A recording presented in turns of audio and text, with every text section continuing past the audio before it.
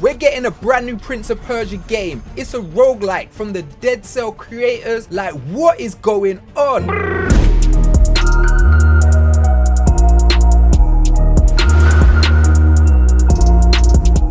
Yes, the evil empire creators of Dead Cells are making their own Prince of Persia game called the Rouge. What's going on, people, and welcome to the channel. I go by the name of Mr. Midas. Now, you could have been anywhere in the world right now, but you are with me and I appreciate that. Now, the wonderful people at Ubisoft invited us to go hands-on on this brand new 2D fast-paced roguelike entitled The Rouge, the Prince of Persia. This new game is from Evil Empire, the creators of Dead Cells. Now, a huge thank you to the wonderful people at Ubisoft for inviting me to go hands-on on this preview.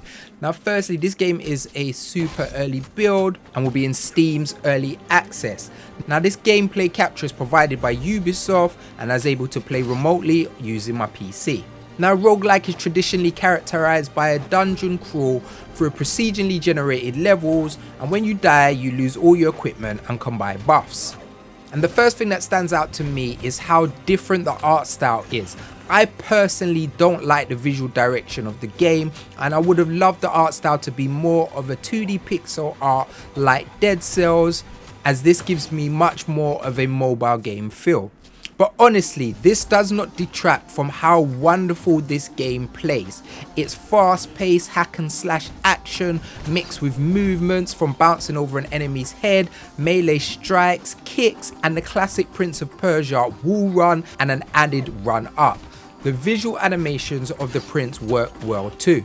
The story hasn't stood out to me much this far, and the initial combat was pretty easy but became more complex the more enemies you have on screen.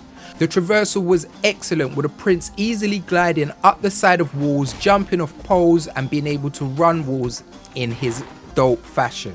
Unfortunately, I wasn't able to experience too much of the rogue elements, as I only died once near the end of the preview via an OP boss, which took me to a hub world where I was able to interact with some NPCs. And then when I got back into the prince's adventure, I was taken to a new procedurally generated level with the original zone's theme without any of my upgrades.